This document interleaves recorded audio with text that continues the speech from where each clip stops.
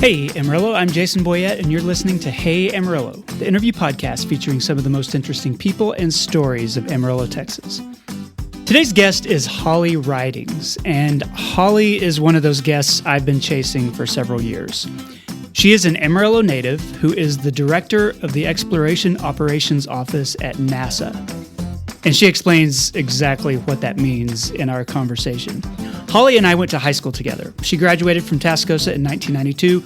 We were in a lot of classes with each other. She was a high achiever even back then. And so it was no surprise to me that she ended up at NASA, nor that she ended up in 2018 becoming NASA's first female chief flight director. So she has spent thousands of hours in mission control. She's led a number of teams supporting the International Space Station. Holly's a big part of NASA's current Artemis campaign and ultimate goal of sending humans to Mars. Well, her family still lives here in Amarillo. And when she was here to visit them early this spring, Holly and I had the chance to sit down together and talk about her career and the role that Amarillo played in it. So here's Holly Ridings. Holly Ridings, welcome to the Hey Amarillo podcast. Thanks for being here. Yeah, I am super excited. I've wanted to do this for a long time, so I'm glad it finally worked out. I'm glad it worked too. We've been talking about trying to do this for years, so I'm glad we finally got the opportunity to do it. Our schedules aligned, and we've known each other since we were in school together, a lot of classes together, but I want to start with you the same way I start with all my guests and just ask how you ended up in Amarillo to start with.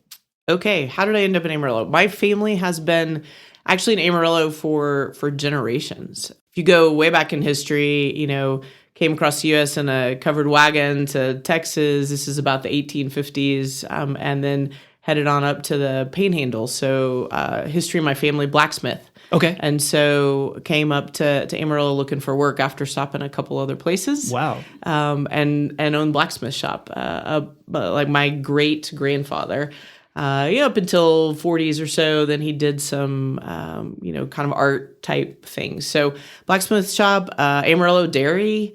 Okay. So my family's been here a long, long time. So I was born and raised here, and my parents and one of my sisters still live here. Okay. You where'd you go to school? I went to Tascosa High School. Okay. Before that, Crockett, and before that, Olson Park. Okay. So we were in school together at Tascosa, Mm-hmm. a lot of classes. Did you have a sense of what you wanted to do at that age in Tascosa? You were a high achiever in school. I know that. But did you have a goal at that point? Yeah, so origin story, right? The origin story question. Let's talk about it.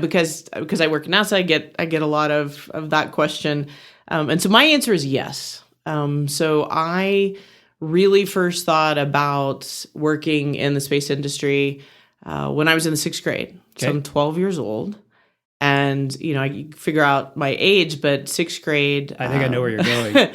Was the Challenger explosion. Yeah. Because we're the same age. And so Olson Park, and actually I walked by there not long ago with my son. They used to roll those TVs into the cafeteria. So you sit in little chairs and those, big boxy TVs on the stands, and they'd roll them in. And for all kinds of interesting, news events, it'd line you up and you'd sit and you'd watch. And so I watched the Challenger explosion live. In the 6th grade, sitting in the cafeteria in Olson Park. I was at Paramount Terrace, had a very similar experience. Yeah, and it's interesting, core memories, right? Did right that second I think, wow, I'm going to have this big job at NASA? Well, no, but it was impactful to me. And, you don't know what happened. The teachers are really upset. You realize later, the entire crew has lost their lives. And for me, I wanted to figure out how to help that situation, how to make it better. So how do you keep people alive when they're launching on rockets? Well, you major in engineering. Okay. So I decided pretty quickly after that I wanted to major in engineering. And then I went to space camp, got a job, went to space camp, sort of checked out the space thing, really loved it. And then, went on up after Tascosa. I went to Texas A&M, majored in mechanical engineering.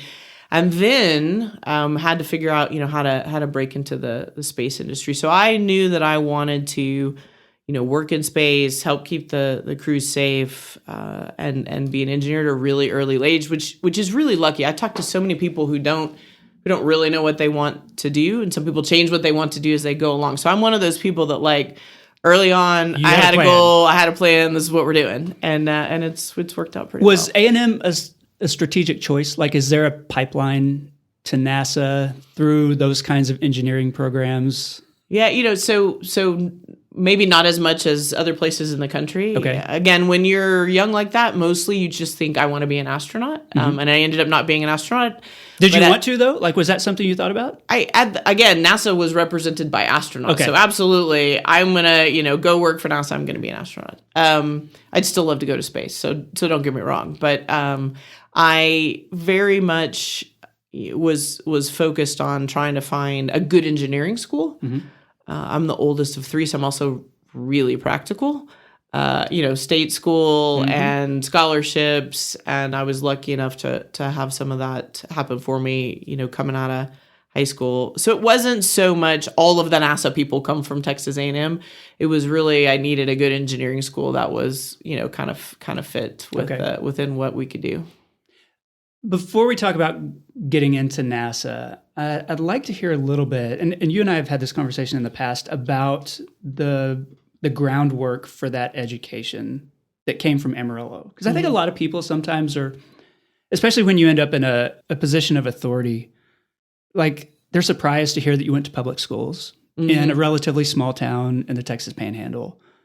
Because I'm sure you encounter people that are private schools, pathway to Harvard and stuff like that in your work. And sometimes that feels like a different kind of story. Is that accurate? Yeah, when I talk about my background, every single time I talk about it, the sentence that comes out of my mouth is, I'm from a small town in Texas. Now you could debate whether Amarillo is really small. It's not by some standards. But it's not Houston. But it's not Houston. And why do I say that? Because that is a foundational contextual thing that gives people insight into, me as a person and what I've accomplished. And, if you had to boil it down into just one thing, a lot of it's work ethic. So if you are a person who has a lot of, opportunity and exposure, that obviously teaches you a lot. And I actually did, even growing up here, had amazing teachers. I went to space camp, got a job, went to space camp twice, actually. Through some contacts that my dad had, was able to, meet one of the astronauts. So, there are still resources in Amarillo, maybe not as obvious as if you live in Houston and, the astronaut lives next door to you. So I was able, through, the encouragement of a lot of, mentors and a lot of my family, access those resources and make those connections, along with, growing up. Flying in space is a team sport. And, growing up in Amarillo it's a team community kind of place. So between, the work ethic that I said at the beginning and that sense of community, that's kind of, when I say I'm from a small town in Texas, that's what I mean. Okay. Tell me about then your path from A&M to NASA. Okay. I mean, you don't have to give me the full resume or anything like that, but tell me what that looks like. Yeah, so I went to Texas A&M. I majored in mechanical engineering. This is 1992 is when I started. So the reason that's important is about that time frame, the International Space Station, which today exists on orbit and has been flying, with people on it continuously for 20 plus years, that almost didn't survive. There was a lot of discussion in the space community, and not really that I, of course, was involved in. I was really young, about whether that was what we should do as a country. Should we prioritize building a space station? It ended up surviving by a very thin margin at the congressional level. And so the reason that's important is when I started college, I wasn't sure how hard it was going to be to get into space. And so people ask me, well, why aren't you an aerospace engineer? Well, because I needed some options. And mechanical is kind of a big, wide. I said earlier, I'm practical. So I started off not knowing for sure what was going to be available in space. And so majored in mechanical engineering. I actually worked at a nuclear power plant just to, get some hands-on practical experience, as one of my summers, trying to make sure I really wanted to do that and make sure it was really available. And then when I was close to the end of school, I had an opportunity to go up to the Goddard Space Flight Center. So on the East Coast, it's in Greenbelt, Maryland, right outside of Washington, D.C. Really, access to NASA headquarters. And it was a summer program I'd had to apply for through the Texas Space Grant. So I mentioned earlier, accessing the resources available, through Texas, through Amarillo. And I got, selected as the student to go from Texas. And then that was really when you could start to see, all of the pieces that were out there. Okay. And so I ended up at Goddard for the summer, came back, finished school, and then went down to work at the Johnson Space Center. First, actually, as a contractor, because NASA wasn't hiring. Okay. So I worked as a contractor for a little bit, and then got brought on by NASA. So you look back, and it's easy to just say, "Yep, I wanted to work for NASA, and I made it happen." But even just that quick sketch, there was a lot of things that could have not gone right. Yeah. And so I think that's kind of how life is. You just make choices, and they work out for you. So I know that your career there has progressed in some really interesting ways. Can you give me like some of the job titles you've had?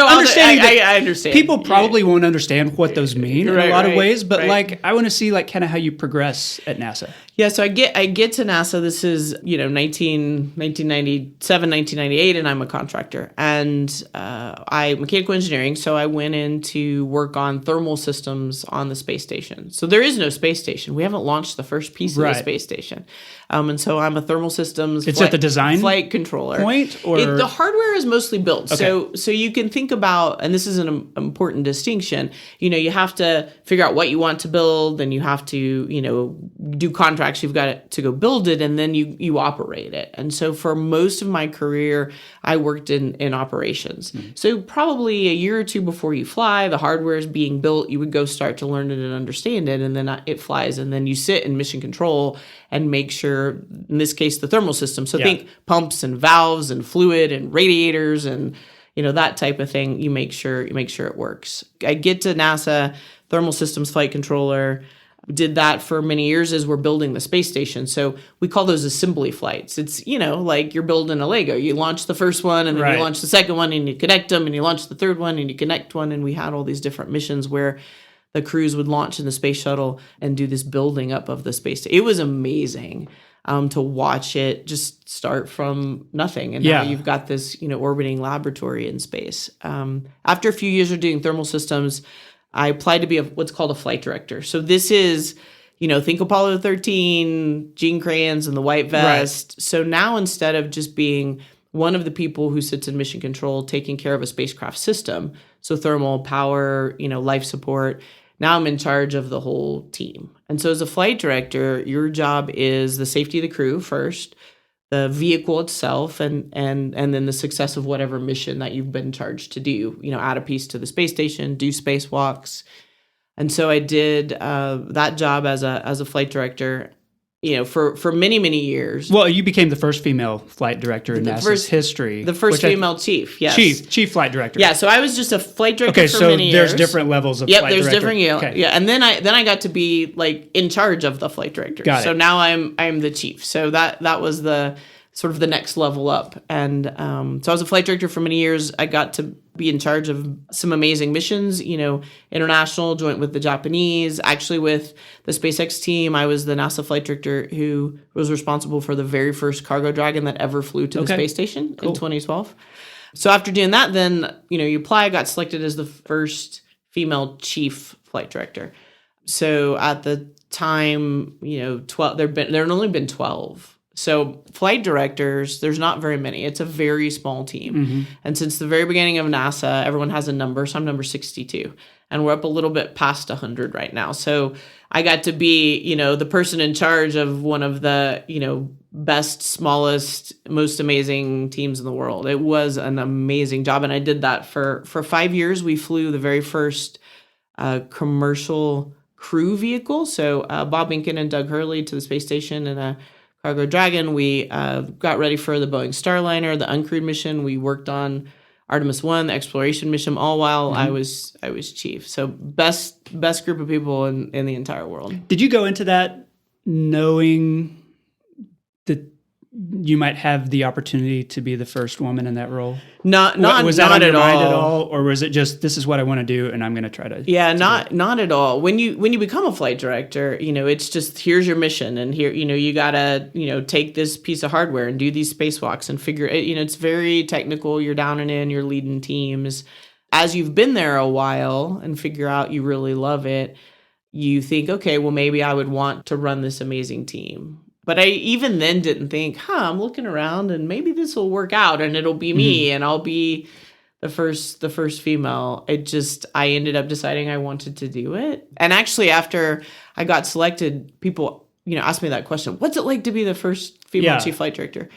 And for a long time, I really struggled because, if you are in engineering, you show up, you do your job. I mean, any job really, right? You just show up, you do your job.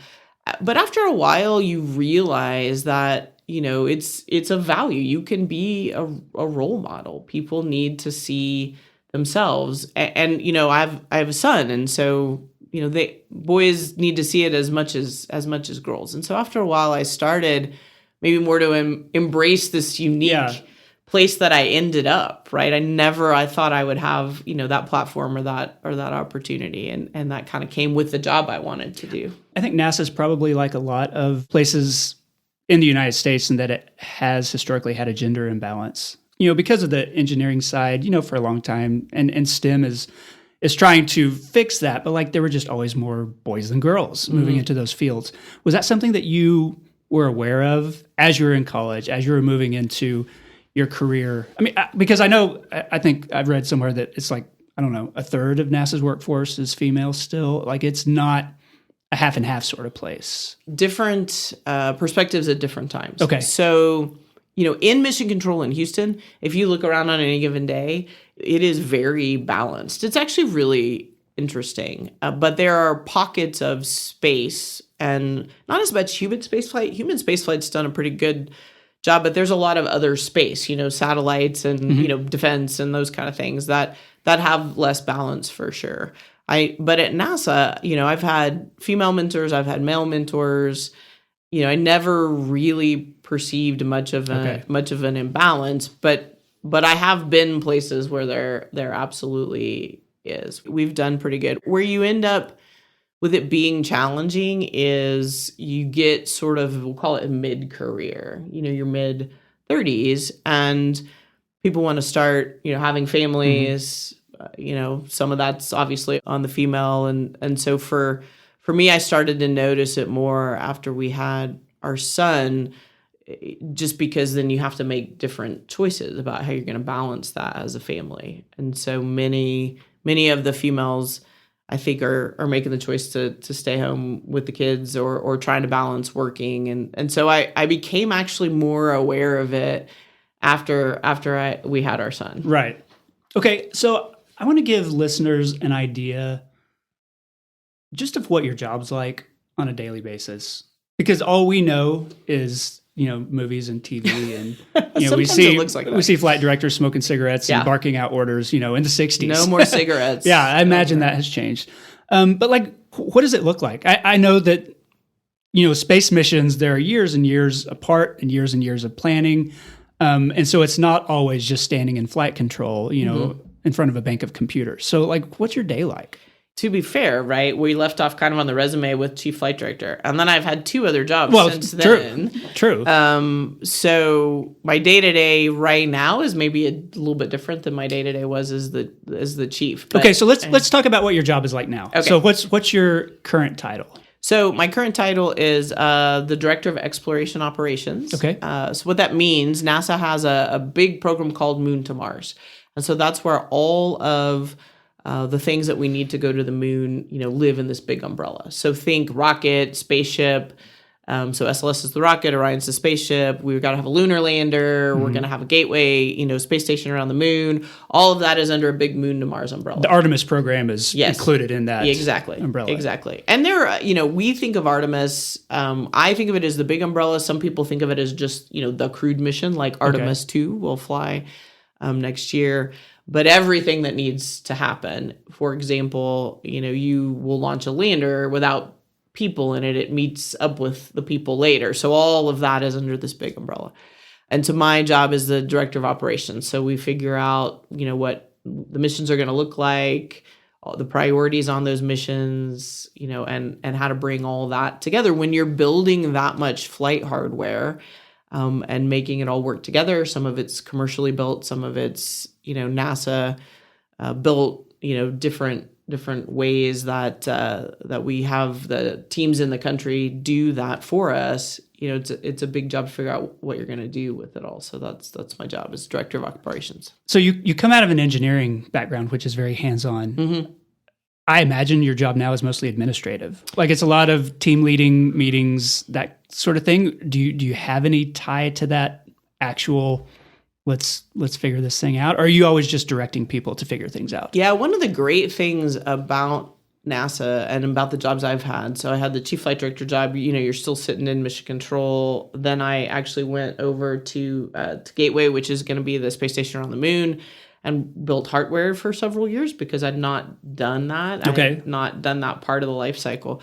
And then now operations is you really are still very technical. Okay. You get to adjudicate, a lot of, we talk about it in terms of risk.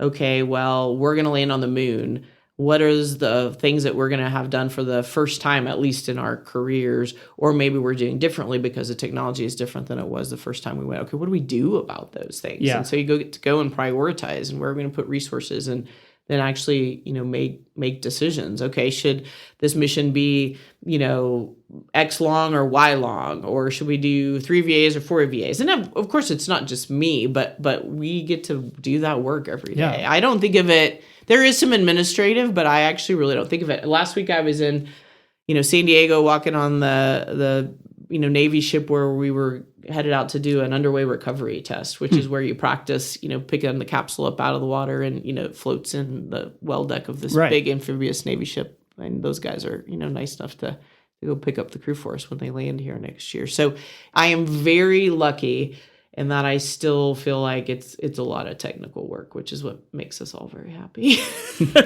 as engineers. So you mentioned next year's Artemis mission. Like, I know you probably don't want to get into like specific dates or anything like that, but like what can you give us an idea of what the next few years potentially could look like because of the stuff that you've been working on, and the last few years of planning and so timelines and all that kind of stuff. We're really excited. So Artemis 2, right? So we flew Artemis 1 the fall 2+ years ago, uncrewed. So the way when you're going to build new space vehicles, typically you'll fly once with no crew in them to test out the systems. We've done that for other vehicles, and so that was our uncrewed mission. This will be our first crewed mission. So we're going to put 4 crew members in the Orion capsule.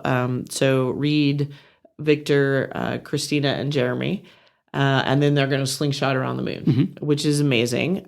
Spring of next year. Okay. When you look at what's going on, when you're inside kind of a year, which is where we are for a space mission, I mean, it's like you're going. And so there's a lot of hardware in Florida at the Kennedy Space Center.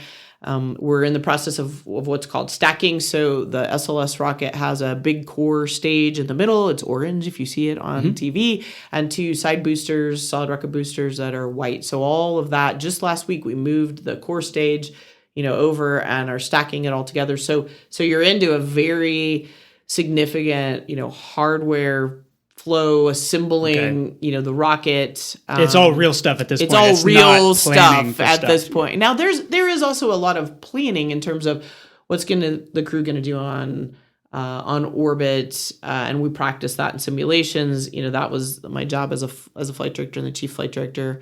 There is a lot of, when the launch date changes, your trajectory to get to the moon changes slightly, for example. So, there's analysis that goes into it.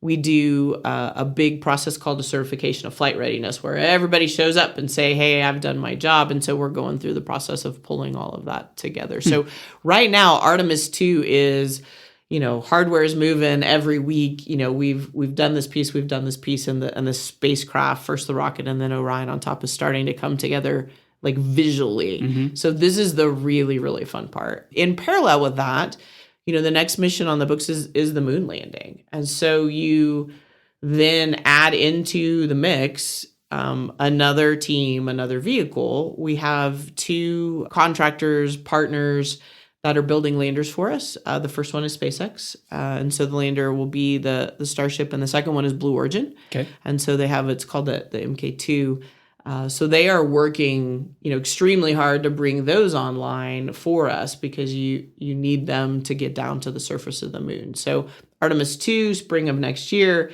4 crew will go around the moon, not land, and then after that, we add the lander into the team and then get down to the surface. And then the next mission after that, you start adding the space station. So Gateway into the team.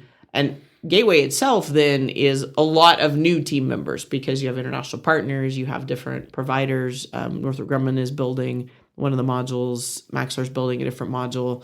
And so that hardware, like the module that Northrop, the very first Gateway module, like just came, to the U.S. where it's going to get outfitted in Arizona. Okay. Like yesterday, day before. So, it's real, it's hardware, it's starting, the pressure cell's all built. So out through the next couple of missions, you can see the hardware and you can, see it starting to come together. So things started around the moon and then the landing, and then we start building up the space station. Okay. Where did those missions fit into Mars as a goal? Like, those are all like baby steps in order to make that leap, right? Yeah. So somewhere back in the beginning, I talked about my job, director of operations, and the big umbrella is Moon to Mars. Mm-hmm. So there is a huge component of this whole thing that we haven't talked about yet, which is the science. So we're going to have a lot of science capability out at the Gateway Space Station, down on the surface of the moon. And a lot of that is really kind of, forward looking onto Mars. If you think about flying in low Earth orbit, you can get to and from the low Earth orbit space station 6 hours. Sometimes it takes 24, depending on what day you launch, but 6 hours. You can get out to the moon 6 days.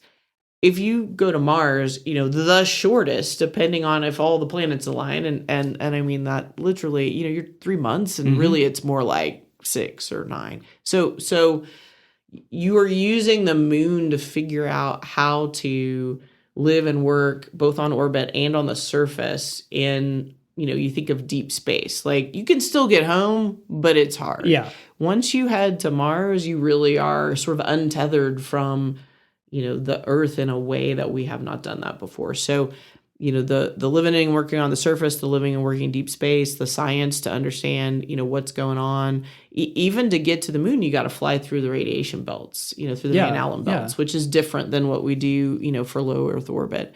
So everything that we're doing in the moon part of Moon to Mars is to give us, data and skills and experience to go onto Mars.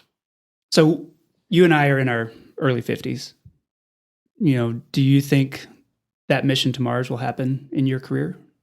I mean, I know you probably don't want to talk like specific timelines and things like that, but like, are we that close? We're getting closer for sure. It depends on how long we decide to work. Yeah. That's the other question. I mean, 65, 75, what do you want? I mean, I do think, though, there is the opportunity to get it done in our careers for sure. I think that technology-wise, it's coming along. I think experience-wise, it's coming along. I mean, when I started working at NASA, and as a flight director, I got to pick a flight director name. Oh, yeah? And my name is actually Viking Flight because my first NASA mentor at the Goddard Space Flight Center was the project scientist for the Viking landers on Mars. Okay, cool. In 76 and 77. Wow. So there is a part of the NASA DNA, the human spaceflight DNA, that, is and always has been super excited about Mars. And I actually, somebody asked me the other day what was I was most excited about. And this is it. Like, if you use my son is 13. So if you use a video game analogy, you get on the video game and you just grind, like it's Minecraft, and you start with like a stick, and then you do 2 sticks, and you make a piece of wood, and then you take a piece of wood and you make a, brick, and on and on and on. And I feel like, human spaceflight, we have just been in that mode, and we are really like this close, to the tipping point. We're going to get the moon going here and just in the next couple of years, and that is going to give us what we need. So my answer is yes. We may have to work, and we can't retire tomorrow. No, no plans for that. I mean, I'm super, super excited about it. We're this close to making it happen. What's your relationship to Amarillo these days? Oh, so my parents are still here, okay. Of course. My sister is here. My nephew was here. Now he went down to Lubbock. So, we are here a lot. My son loves coming. My husband loves coming. So I try to come several times a year. I mean, first of all, Christmases and holidays and, birthdays and all of the things. But to me, Amarillo, I walked into my parents' house yesterday. It's just always home. I'm super lucky that they're still in the house I grew up in. Yeah. So it's so foundational. Like my youngest sister has young children and brings them. And so it's really still the center of our family and kind of the foundational hub. And it's been that way our whole lives. This week's episode is supported by SKP Creative, and the team there asked me to talk about the Amarillo Tribune. If you haven't heard, this is a new local nonprofit journalism project. I'm actually a founding board member. I'm just on the budgeting and nonprofit side. I do not write for them.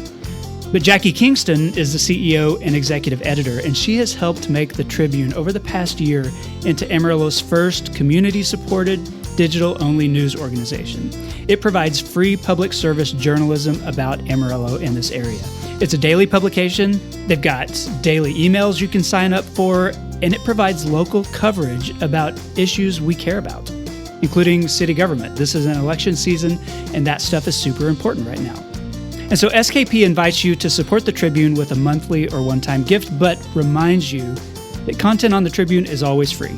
You can learn more by visiting AmarilloTribune.org. That's AmarilloTribune.org. And thanks to SKP Creative for the support. Okay, I'm back with Holly Ridings. Holly, this is the part of the show I call 8 Straight. I'm going to ask you the same 8 straight questions I ask most of my guests. And I want to start with this one. When you think of Amarillo 10 years from now, what do you hope for?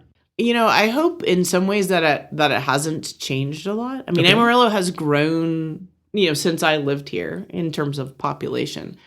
But amazingly to me, it still has the same character. Okay.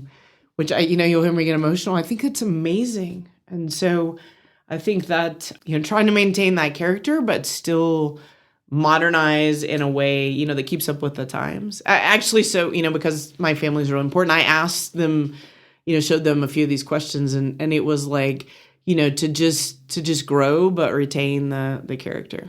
Grow without changing the core of the personality of the city. But it's the culture, right? I mean, what do you get out of living in Amarillo? You get, grit, and you learn how to work hard, and, you live in a community that'll take care of each other. I mean, that's all really good. Mm-hmm. We should not lose that. Other than wind, what does... I had to start asking that because everybody would say wind. Yeah. Oh yeah, so that was all of us. I introduced that a couple of years ago. Yeah. Apart from wind, what does this area have too much of? Okay, can I go with like dust? Or does that count as wind? It's wind adjacent. But we, as someone who has spent the last 2 weekends cleaning dust off of my patio, windowsills, all that kind of stuff. Yeah. I borrowed my parents' car. My dad might have gone out and cleaned the dust, again, before I even drove over here. So, what does it have too much of? This one's a tough one because you just think dust and dirt, and we almost couldn't get past that. I think it's that kind of year. Yeah, I think so too. You're somebody who has, after going to college, like you stopped living here and you lived, in other places since then. Do you look back? Does that help you gain a little bit different perspective on maybe what we need to have more of, but like also what maybe we don't recognize here and could be holding us back? I'm such a huge context person. Like, I think it's important to understand what's going on in the world. And, depending on the means you have and where you are, you might not necessarily get to, travel the world and see it all for yourself. But I do think it is just extremely important. One of the things about Amarillo and the growth is it actually now has a tremendous amount of, opportunity to learn about different places, different cultures, different backgrounds. And so I just think, I I probably didn't recognize that as much when I lived here, and certainly didn't take advantage of it in a way that I think you have the opportunity to take advantage of that today. I mean, you just do your magazine, you try to highlight it. I look at that magazine and think, I didn't know that existed in Amarillo. So I really think just more of that mentality of, what I said earlier, trying to maintain the community and the small town culture and the belief, but also then realize where you sit contextually in the world and where you might end up, with a little bit of an echo chamber. And that's true, like, no matter where you are. Yeah, I think that's probably true. Yeah. Okay, what does this area not have enough of? Not have enough of. I would say direct flights in and out of Amarillo. Yes. I mean, I get tired of stopping in Dallas on my way to everywhere else. Right. I came home and I was like, I could get to New York and back for the day easier than I could get to Amarillo, from Houston. So I do think, again, one of the questions about growing, making sure that Amarillo is wired to the rest of the world in a meaningful, efficient way, whether that's business, whether that's communication, transportation, is going to be important. And so some of that is, industry and facilities. Some of that is that planning of the community and what we need. I think, again, talking with my family, a lot of that's going on, but I think that's important. You want the option to connect and manage that connection. You don't want to not have that connectivity in any form of business and have it not be there when you need it. Okay. So you got to make sure it happens. What's your favorite Amarillo neighborhood? Oh, well, my parents live in Olson Park. I grew up in Olson Park, so I have to go with Olson Park. They, literally just live in the house I grew up in. So Olson Park's a cool neighborhood, for sure. Though. I mean, it's still a very cool neighborhood. I mean, it's got a lot of we prestige. We walk to the park when we're here. Still, it looks very similar to when I went to school. It's this, school I went to. So no, I'm super big fan of Olson Park. Okay, what's your favorite Amarillo restaurant? That one's Where do you guys go eat? Like when you're here? I mean, with your parents? we went to Chili's yesterday. They got Chili's in Houston. So. I know, right?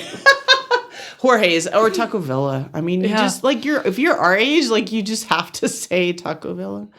We sometimes Dyer's, barbecue, fan favorite, absolutely, forever and ever and ever. So that's probably the one I would go with. Okay, those are good. That's a good list. When you talk to people about growing up in Amarillo, what do you talk about?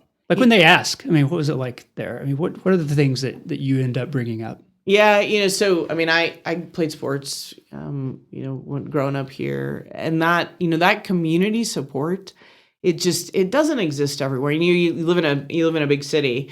I do live in a big city, so I live in Houston, and even in a suburb of Houston, you don't have that sense of community. And it's interesting. If I think about my career, we grew up in Amarillo, sense of community, whether it was sports or school or, anything you're involved in, everyone is pretty positive and supports you.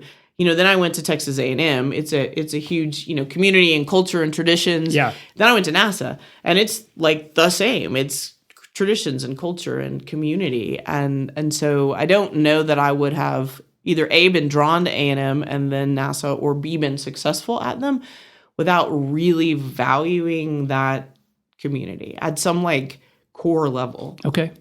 What's the most underrated aspect of having grown up here? Yeah, this is a fan favorite question. So seasons. Mm-hmm. My family seasons, absolutely. Not the same in Houston. No, it's not. And all of the seasons, so I look at the weather when I'm going to fly in, and yesterday it was 42 degrees, and then it was 83. And we got snow in the forecast for this weekend. That's what I heard, right? And people in Houston think that's bonkers. People almost anywhere think that's bonkers. It is fairly bonkers, but we love it. It's kind of awesome, and so. What does that do for you? You can kind of handle anything. Yeah, it's going to snow today. All right. There's a dust storm. Okay. You really get where you can handle anything. When I first, talking about kind of outdoors, and I'm a huge outdoors person. I took this test once and it said, if you don't go outdoors every day, you'll be kind of crazy. And I think that, so I think that I got that from Amarillo. You can walk outside, you can see the horizon. My dad and I were just talking about that this morning.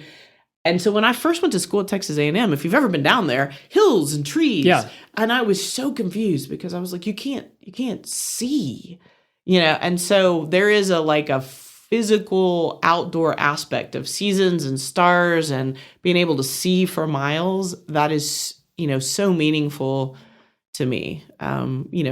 There's other parts of growing up here. I mean, just, again, we've talked a lot about the community and the culture, but that aspect is formative in some way that I didn't realize until, much, much later. Okay, cool. You mentioned outside.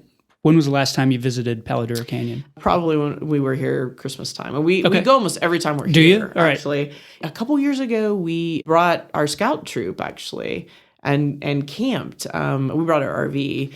And it was just amazing. But we climb the caves. My son's been, we're big Palo Duro Canyon fans. Okay, so good. Always have been.